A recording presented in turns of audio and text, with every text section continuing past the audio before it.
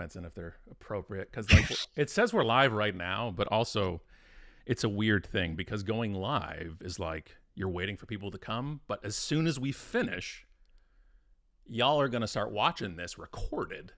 Yeah. And you'll see the open where everybody's like, well, I don't think there's enough people here yet. And you don't want to waste people's time. So for those that are watching the recording, hi. And Hello. for those that are the live and coming in here, hello. We want to do a little kind of just informal talk about AI and HR, where it goes, because we both have a love it's a word for it, a love Strong word. for HR in the world of that, and not necessarily for everything that brings AI. So if you're watching this, obviously you're watching this on my page, so you know myself, Scott. Lori, do you want to say anything about yourself other than what I'm going to say? No, I'm not that kind of woman. Let me hear what you have to say. Holy Well, smokes. it's really cool to be able to do this with you, because punk rock HR and my love for it goes back Yeah. Thank a you. long time. And it was to find, because I started in HR and I got in because I loved people.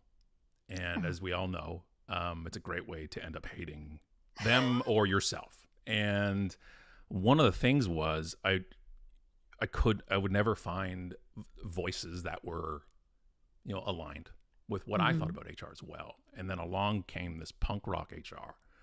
And you're like, what the hell is this?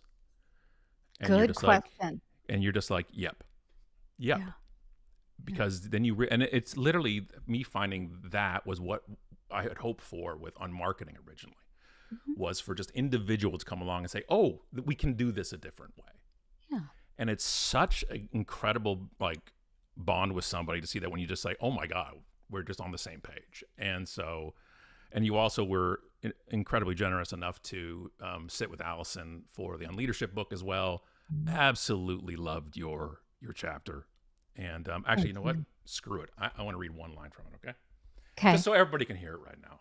Yeah, I appreciate that. It was a joy to be in the book, and it's such a good book with other great leaders. So you don't have to read my chapter, read the other ones. And it's very modest of you. Now, hush. I admire people who, after consideration, look around, listen, and watch, and then decide to be brave. Once you make that decision, double down. This is your chance, and you don't always get a second one. We need more people in the world like you. When you feel something strongly, you are obligated to speak up. That is the burden of being a leader, and it can feel unfair, scary, and sometimes painful, but there isn't going to be a big sister who shows up to do the work for us. Take a swing, use critical thinking skills, and try. If you make an honest effort, you can't go wrong. Thank you. That's Look. Can anybody, not the tattoo, there's goosebumps on my arm right now. I'm so old, I now need my reading glasses to see your goosebumps. They're still there. They're still standing up, by the way. Oh, it's easy to say wise things to someone who asks really good questions, and that's Allison, your lovely wife. Isn't she the best? The experience of just sitting down with her and thinking about leadership and really talking about my story was different for me because, like you, I am interested in the world around me. It's not always Right. about me, right? Right. So to sit down and actually think about my philosophy, what got me here, what's going to get me through all the chaos in the world was a treat. And I'm really honored to be included in the book. So thank you. I'm just so like, it's just such to be able to do a book, and to I'm just going to check to see what's going, if the stream is going on and everything. We can just pretend Yeah. we're not I doing mean, it. we're just talk about punk rock, right? We're just DIY. If there are no viewers, that's fine. Who cares? Well, that's I mean, part this of it, is though. really We'll keep for the our recording anyways. edification. It's for our edification. So I'm going to keep talking. I don't even know if the stream will work or not, or if it's going right now. But if it is, you can jump in and say, "Hey, what's up?" for us if you can. And if Yeah, not, I that's love also cool. That's fine as well. But that's with doing that, and in leadership, you get a conundrum. Yeah. To me, and this is where we segue into AI, and that when you're a leader in HR, okay, I don't want to say a people leader because everybody's a people leader, but in HR, right? When you're there, you have these considerations, and I'd really love to talk about this and how you see it. because HR to me is like there's so many viewpoints one person has to take. Okay, my job in HR, like I was told in HR, your job is to attract and retain great people. That was it. Yeah. That is the definition, so, and everything can fall under that. Mm-hmm. As you stay in HR and realize that that may not be the case, Right. and you get into all the unteachables, as we call it, the politics and the people, just the people. Yeah, you have to unlearn what you think Right. is good HR practices, right? Yeah, Exactly. yeah, Well yeah. done. And so you get this point of saying, and with AI, it's the same thing. We have to look towards employees, the human side of human resources. We have to look at the company itself and what's best for the business. And then it's personally what you want to do. And it's like, where do you look and where do you start in if somebody came to you right now in HR and says, what am I supposed to do with this? Like, how are you looking at it? Yeah. Well, what's the old famous saying? Start with why, right? Yeah. Who needs this? Who's asking for it? Why are we doing this? Like, who's out there going, you know what I need? By the I way, need we have proof of life. Eric Fennel just says hi there on LinkedIn. So we have Oh, proof of hey, life. So Eric. we are alive. So that's I love wonderful it. and good. Good I to see love you, it. Eric. Eric, tell your friends. This is by the way, the thing that made me laugh out loud in the post that I had shared that got us to do this live, which was, by the way, who asked for this? Like, it was such Who the fuck asked for any of this? Like, seriously, like, I just want like work-life balance. I want inflation to be under control. I don't want to go somewhere and have interactions with toxic people. And you Yeah. want to stick AI in a wellness platform? We are built different, you know? And that's the thing. We're built, and that you have this thing of, there's so many red flags that pop up for me that I want to, we can just do a brainstorm of red flags first. And then we can just start talking about what we want to cover. And somebody wants my volume up higher. Hang on one second. This is what we get for inviting the riffraff into our Right? The private riffraff conversation. wants Scott's voice higher. How's that sound? Am I good now, everybody? You let me know if that's okay. So here's the red flags for me. And I just want to, because they're just all floating around in my brain, okay? Things that you're putting into AI or whatever system, whatever you're using to do it, including confidential or private information or proprietary information for the company itself, whether it's salary ranges or salary, whatever it is. And once again, all these things, by the way, is that you can't put the toothpaste back in the tube. No. Right. Once you submit your comp plan to AI to give you the opinion of how we fare in the industry, that now has that body of work, that source has now your information. That's right. That's right. There's also the red flag of unpaid labor that's gone into this because that AI got smart, not on its own, but from stolen, pirated information. The red flags of biases, right? Like who initially tinkered with that algorithm, the hallucination. Copyright as well. That's you right. can't, Copyright. if you create something, you can't copyright it as well. Both on not only on the ripping things off, but also if your brand makes it, you can't copyright the thing itself. No. Right. No. Keep going. What else we got?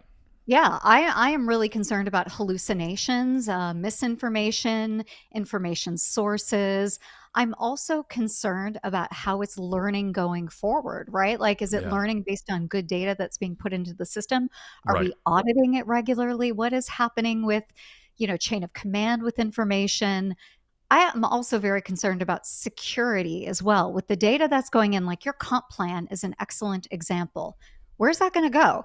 That's what I mean. Where does it go? What the numbers exactly? Yeah, Jamie Dimon and JP Morgan Chase just put out a very important report not too long ago that said the biggest threat to the companies that they invest in is these backdoor AI security leaks because people are building AI without thinking through global security and the security of the entire ecosystem that piece of software and technology is involved in. So something that you think is just like a little add-on to your recruiting system may potentially bring down JP Morgan Chase. That's what they're worried about. Everybody, but also it's like it's so true before and exponentially true now, which is everybody's in IT.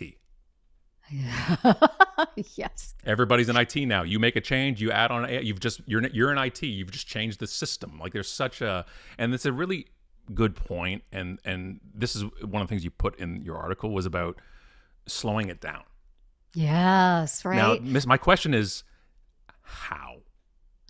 Well, we have a good history of workers being slackers. Okay. So let me start out during the telecom industry's heyday, where they were starting to offshore and outsource jobs, they asked workers to train their replacements.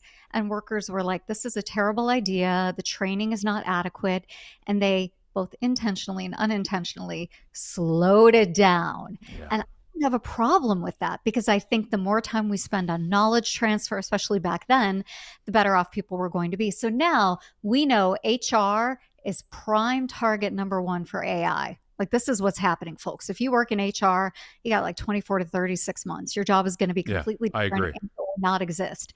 I So agree. why are you rushing headfirst like a fucking tool and being an advocate for these vendor companies, right? Why Yeah. aren't you Everybody slowing everybody thinks slowing AI that the door will close right before them. This is the part of the problem. And this is Yeah. one of the things when I shared your post, the thing I added was, if you are in HR and all you're doing is following and enforcing policies and procedures, you will be out of a job in the next 2 years, for That's exactly right. 100%. Because also AI, it doesn't have to be better or the same. It just has to be cheaper. That's exactly right. And to yes and technology is HR's favorite thing, because I think it makes them look strategic. What it really makes you do is look unemployed. Well, So it does exactly.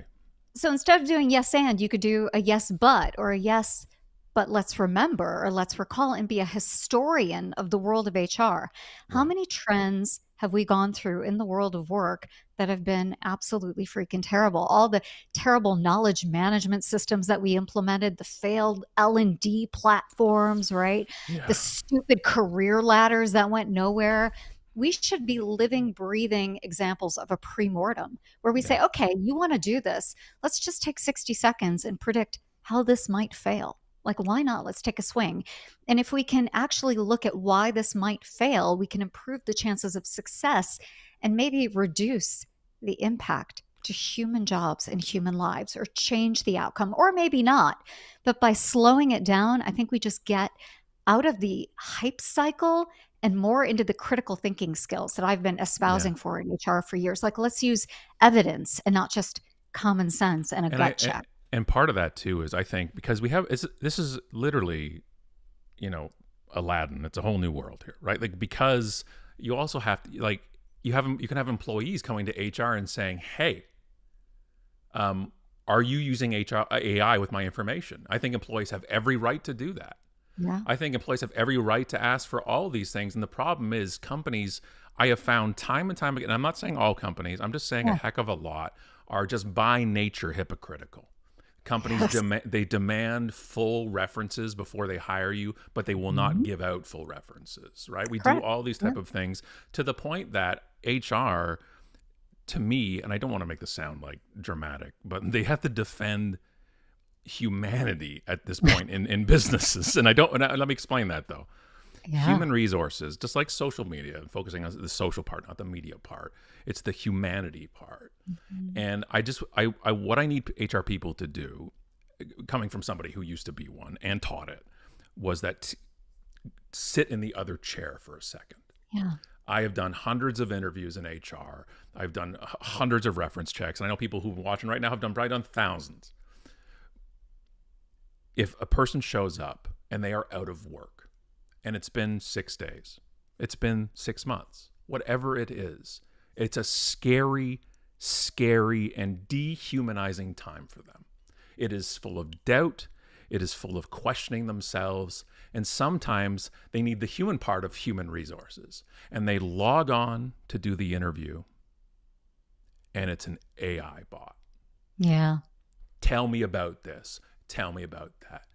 It is so dehumanizing to make somebody do that. I thought it couldn't be worse than the interviews that said record a video and send it to us. This is even worse. Do you What know is the so? argument Go ahead. for the AI bot? No. Companies will say, well, we're just trying to give everybody a shot. And we can't do that with our 4 recruiters. So, in order to make sure that everybody gets a swing, No. everybody has an at, No. we are using AI to talk to everybody. And No. from there, our recruiters will use algorithmically enhanced agents to figure out who qualifies for the job. So there is a justification, almost like a implied benevolence, instead of really thinking through how can we at least set expectations with a human on the front end and explain to people you're going to get a call, it's not going to be from a human, it's going to be from a bot, instead of trying to trick But people. that's a Yes. huge part. So now, because one of the things that I always forget and I need to remember is we're also talking to people who they might agree with the sentiment of this is an issue, this is a problem, but also if they're in the middle of what do they do? They want to keep their job. They want Yeah. to have to do there, and how do you look at? And part of this, there, intent does play part in it, which Yeah. is we're trying to fool you, like somebody commenting on a LinkedIn post that it's actually AI and not them. But we have this thing of, we also forget one of the things about HR and even the hiring process, because that's where I'm seeing a lot of the AI stuff coming out is the hiring, Absolutely. because Yeah. it's scalable and we can do a lot of things, and where the money potentially is. Yep. Right? When they look at this, and it's an interview is also a branding exercise.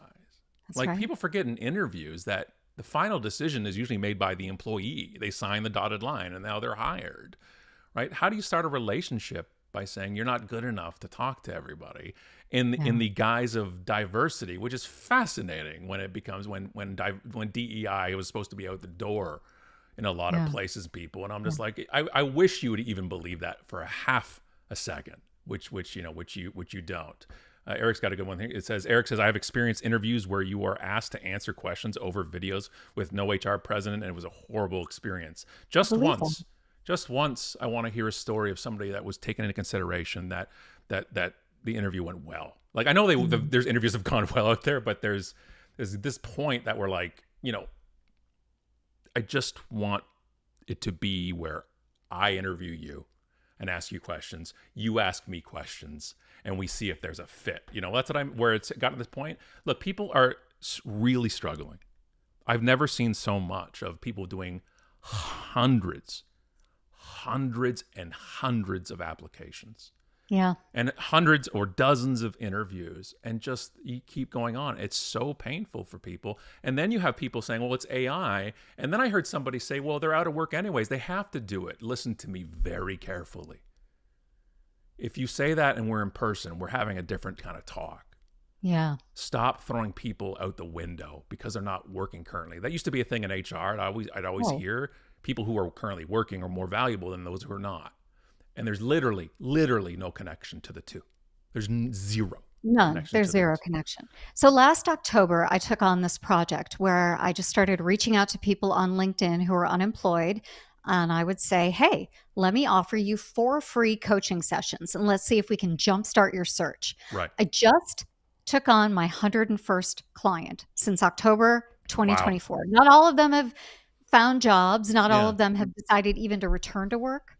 Some of them have opted out. They've started companies. It's been a very fascinating experience. But at the beginning, nearly all of them felt like they had to be chronically online all the time, applying for work and looking Yeah. for work in order to even compete. And what we have found is what's true in most recessions and most times of crises and change is that there's the job market for everybody and there's the job market for the elite and people you know. Yeah. So my work with these individuals has been we got to crack your network, not because your network is going to find you a job, but we need you having conversations in real life with 5 different people a week that you don't know. So you need to, instead of asking your network to find you a job, you need to say, introduce me to someone who's cool. Introduce me to someone who has the dream job I want. I just Yeah. want to talk to them for 15 minutes. It's amazing the amount of success you have when you get rid of the Right. AI, when you get Right. It rid of the, changes up here. right, Yeah. Yeah. Yeah. right. It's the mentality of being engaged Yeah. and Yeah. making connections. So Yeah. this idea that these AI recruiting platforms are going to work for recruiters or for people who are seeking work is BS because 60% of jobs anywhere are filled through referrals. So When you see for the all the job ad, right, it's the last resort a lot of times. Yeah. yeah, exactly, exactly. So I think this temporary fixation we have on AI, especially Yeah. around hiring, is misapplied and going to be outdated soon. What do we have I from agree. Neil? Neil says a lot of HR processes, including algorithms for hiring and AI interviews, are the result of the culture of obsession with efficiency in business. The relentless chase of efficiency at the expense of all else, i.e., effectiveness, is a huge issue. Agreed. 100%. And Scott, one of the strong feelings I have is that AI is being used as a justification for economic cruelty. I agree. I see this Yeah. all day long. Well, we need to be more efficient. This is what our shareholders want. You know what? F your shareholders. They actually don't want that, because what you're talking about is the breakdown of civilization. Yeah. We What don't we're we don't really look at that, right? We're not Yeah. looking at the fact that we, like an economist, many have said that can reach 20% unemployment with what it would replace. And we're looking at all, and the problem is we have people are like, oh, we can go to a 4-day work week then, or we can do this. And I'm just like, not unless you get things in place, because if you have not paid attention since the 80s, the separation, right, between the top and the bottom, you think this is just going to make it come. What are you when the levers are pulled here, right? This goal right now in the world isn't to have everybody be more chill and have a better life. People look at AI and say, how do we get rid of people? I just did a talk in Memphis to financial planners. And I'm sorry, it wasn't Memphis. I believe it was in Texas. But anyway. I like it because what's the difference? Memphis, Texas. Well, because in Memphis, I stayed at the Bass Pro Pyramid. So like that was, there was no pyramid in Texas. So I'm just putting it out there. Memphis also has Glorilla. She's not in Texas either. So thank you. There you go. And so I was there, and I'm talking to financial planners and marketing for a financial planners conference, and a great event, great conference. They know their stuff, and except a lot of them, there's vendors. Yeah. And what is every fucking vendor doing now? Right? It's all AI based. So so they have, and so I get up there, and we did a pre-call, and I was like, hey, where do you want me going with this? Because I'm also trying to be, I'm supposed to be a business person. And I understand that I can't stand up there and rip on TD Bank with their sponsorship logo right beside me. Ask me how I know I shouldn't do that.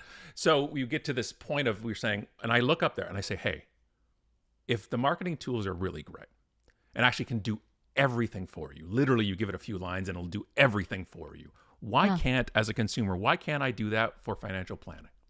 Mm-hmm. You are rushing to the door of AI, but you just don't realize it's an exit door. Yeah, that's right. You're running out of the building. And I had another event in real estate industry. It said, hey, we got a gig for you in the fall, come on down. And we did a call. I'm like, oh yeah, sound great. I did webinars for them and stuff, so we knew them. And then they said the sponsor, and it's an AI company. And I said, I got to stop you right there. And we talked about it. I'm like, I can't do it. Because, Scott, they're jumping in for all this type of stuff. Sorry, I just want to hop in to get Dean in here for 1 second. Dean says, can't wait for an AI HR bot interviews an AI applicant bot. The Black Mirror episode writes itself. By the way, that's Dean. It's happened. Yeah, multiple times. It's amazing. Look it up. Just go Google it up. You'll see a few videos of it, and the brand's getting mad at them. They're like, why? Right? Here's an anonymous LinkedIn user, just because of the settings. It's not because they're trying to, say something anonymously. To add to difficulties for the profession, then we also have some business leaders, like the one from LinkedIn post a few weeks back, who said she wanted to be the first business to have no HR department. Oh yeah, that dumb lady. I mean, you want to be the first company to have no HR, then you got to be a better CEO. And I actually think there's something there, because we are our own HR. And when we abdicate responsibility for our behaviors or responsibilities to someone else, to HR, we're being lazy. And we're also setting up HR individuals to fail as well. Like, nobody's your mom, nobody's your dad. So I like the sentiment of it. But if you look at that woman, as aggressive as she was on stage, and also you look at her history and you look at what people said about how she runs her business, she's a leader who needs HR. So it always is that way, right? She's not out there advocating for self-leadership. She's just trying to make a name for herself. And so then let's, if HR as it is now, will be shifting in the next 24 to 36 months, like we said at the kind of the top of this. Where am I focusing if I'm in HR at a company? Okay. And where should I focus right now? Meaning, where do you think I'm looking at? I mean, just learn more about AI itself? Or are we saying, or where do we want to put the guardrails in? Like if I'm listening right now and I'm just trying to figure out what we're supposed to do, because a lot of Mhm. places it's not falling under HR. No, not at all. And you're the last to know when you work in human resources about a new implementation, and you're part of the layoff list. And That's it what's should be happening more one and of the more. first. I really Yeah, think I like agree. to me that this kind of wave of AI should have first hit marketing a bit, because that's kind of where it came out in a business sense of a lot of Yeah, stuff. And communications, because people are just writing yeah, with it now, right? that's And right. then That's and then right. we're submitting legal briefs with it and doing all these type of We we can make the case that it should hit sales as well. I mean, there's a case to be made for AI in sales and enhancing and optimizing the sales cycle. If you work in human resources right now, though, I think you need to start looking at other ways you can take your HR skills, knowledge, and ability and go apply it to different sectors of the workforce, yeah, whether that's going and consulting on like optimization and healthcare, trying to figure out how you can go work in a professional manufacturing environment, but work in a consulting manner to try to figure out how to help them build up or manage a workforce. But recognize this is not going to be a 24-hour, 7-day a week salaried role anymore. yeah, HR is absolutely a department that is going to be deployed when it needs to be deployed, but the day in, day out management of HR functions will primarily come through a software platform like UKG, yeah, Workday, or SAP or ADP. This is where the industry is going. You don't need HR business partners and generalists when you have a 1-800 number when there's an employee complaint. That's been true for a long time, but it's going to be true more now than ever before. So it's time to start thinking about how you can use your HR skills differently. I also want to make one other point. The yeah. world of work is changing. And so if we think people are going to have traditional employment in 36 months, we are absolutely wrong. Sam Altman, all of the big guys are currently funding research into how universal basic income is going to become part of the way we live and work in the future. Yeah. So if our basic needs are met, how do we then deploy people to learn, to grow, to contribute? How Hmm. do we deploy people to be caregivers? This is actually the future of humanity. And there's something Yeah. really interesting and something beautiful, which is why I sit on the board of directors. I'm actually chair of the board of directors at a foundation called ITSA, which is a foundation focused on the research, development, and storytelling of all of these basic income pilots that are funded at the top level from all of these tech companies all over the world. Yeah. So that's actually the future of work, really incenting people to be their best, to do their best, and making sure their basic needs are attended to. So HR just needs to get smart about the future of work and find their role in that and get fluent in that.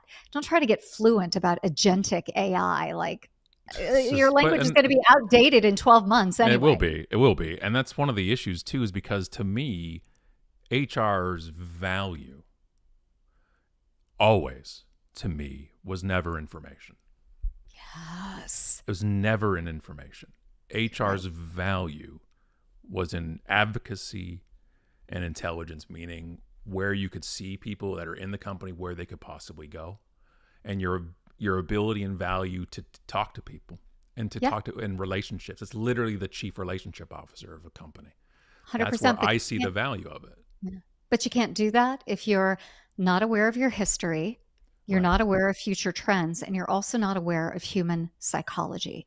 Right. So if you work in HR right now, get to work on thinking about the business of you.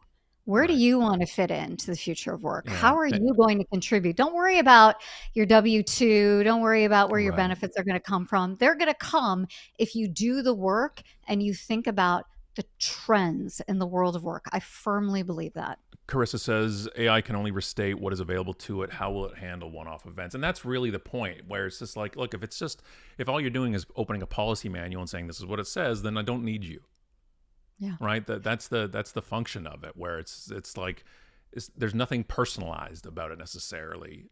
But one And of one of the things about working in HR is that we never just have one-off events. Everybody's one-off event has happened before somewhere else in the history of mankind. Like that stupid Coldplay issue. Do you think they're the first CEO and HR professional to get allegedly caught up in some inner office romance, right?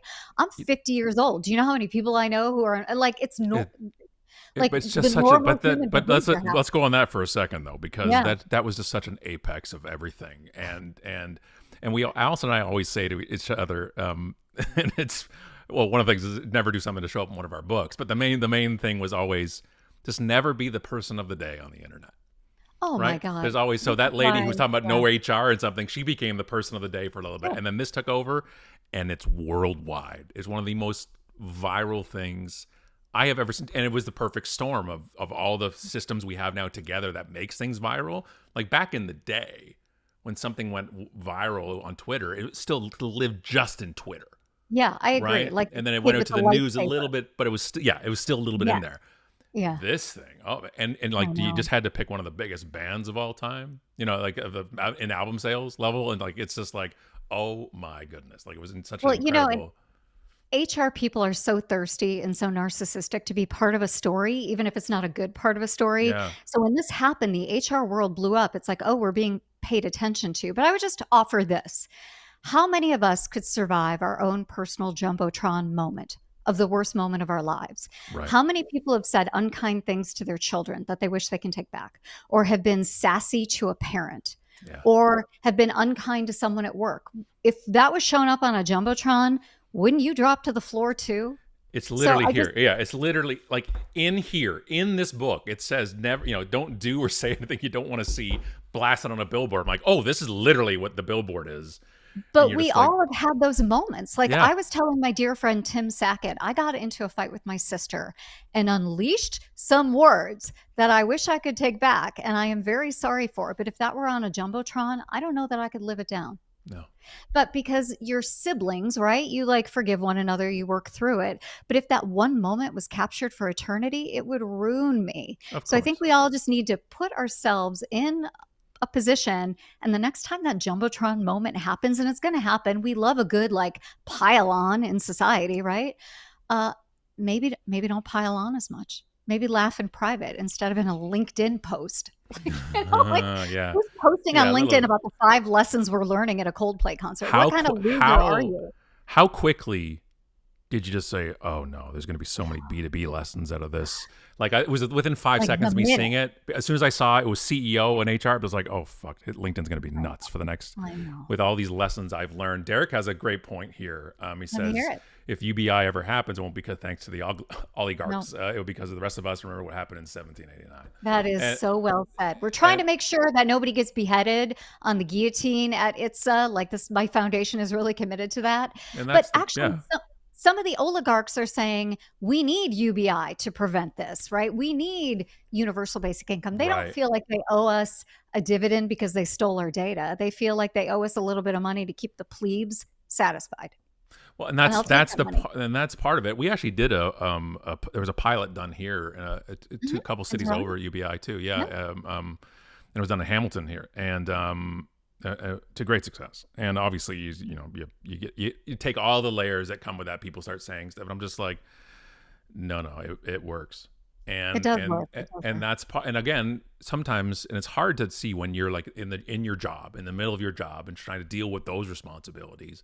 Is stepping back and saying, what type of world do I want to live in? What type of Yeah. society do I want to live in? And versus my biggest fear along these lines of the people who have the money and all the people that have it is like, and you had mentioned this earlier on, it was like I don't trust the way they're selling it. I don't trust the way they're pitching it. We should do it because Mhm. of I never believe the because. I never believe the No. thing afterwards, because that's not the actual reason. Well, you're right. There's a point in corporations especially where you start talking and you talk to the front line and managers and middle managers, and you talk about customers and their experience, and as you get higher, it starts translating, and it doesn't customer stockholders and return, Yeah. and then they're like EBITDA and all this stuff up here, and you Uh, can't do that up here and then pretend down here that that's what it's about, but that's what we do, That is right? what we do, Right? and I think people are smart to it, and if you dare, so this is my statement that I've been sharing, and we can leave it for what it is, but if you dare people to be poor, they'll take that dare because they Yeah. are getting real sick and tired of working hard for Just less and less and all the hassles that they're enduring. They don't need Prime holidays on Amazon.com. No. They don't need a crazy Christmas. Dare them to spend a quiet holiday season at home. They're going to do it. And So, that's like, where you you're get, and they're playing with fire. that's it. And my problem with them, even saying that UBI is the answer. All evidence indicates otherwise, that's going to happen. Meaning the people in power saying that they'll even want it or let it. And it's like, Yeah. you can't let it happen. You look, and I bring back and I will simply base this on one thing, and not anything else in history or our experiences in the past few years. Just return to office. Just that shows what really is the priority, because we praise and we love and we clap at night to healthcare workers coming home, and we're like, we're all virtual now, and then we're like, oh my God, we actually are making more virtually. Yeah. You're all doing so well, and everybody worked really hard, not when they worked from home, but when they worked during a pandemic. And then we do this, and it all happens, and we're coming together good, and everybody's like, all right, great, now everybody back in the office now. And all I ask them is why, and not once have I been giving a legit reason, because I pose this back to them. All the bullshit they say, all that's better for this and for this and for this and for this, and in the moment, and you have all these things, I just say simply one thing. If return to office is better for everybody, and you're saying they know it, then why do you have to make it mandatory? Correct. It's the only take. It's the only take. That's it. People love a good hybrid. The data has shown they love a good couple of days in the office and a couple of days away. And there's a better conversation to be had about human design Yeah. and the way people work and the way they interact, and how offices are not designed for that. And I would love to have that conversation, but at the very least, we know why people are going back to the office. It's for commercial real estate relationships. Right. It's for consumption. People think that this is the way to revitalize downtown areas. Guess what? If I don't have to be downtown in most cities, I am not. Downtown is not where it's happening. So with the parking and the hassles and the traffic, or at least tell your staff, hey, we want you to come back because the town or the city only gives us a tax break when we have our offices filled by 80%. Yeah. Like, but we're not honest. We're not. And this, No. I think, was to our earlier point around AI.